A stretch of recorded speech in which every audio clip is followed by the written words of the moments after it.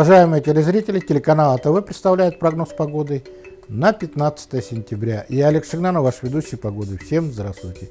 Большой привет коллективу 22-й школы. По республике, по северо-востоку и юго-западу республики местами кратковременный дождь. В горах возможен мокрый снег. По остальной территории без осадков. Утром при прояснении тумана ветер северо-западный с переходом на северо-восточный 4,9, местами порывы до 14 метров в секунду. Температура воздуха по северным районам ночью плюс 3,8, днем плюс 13-18, местами до плюс 10.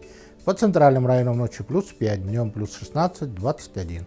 По южным районам ночью плюс 3, 8, днем плюс 19. В столице Бурятии без существенных осадков. Ветер ночью слабый, днем северо-восточный 6-11 метров в секунду.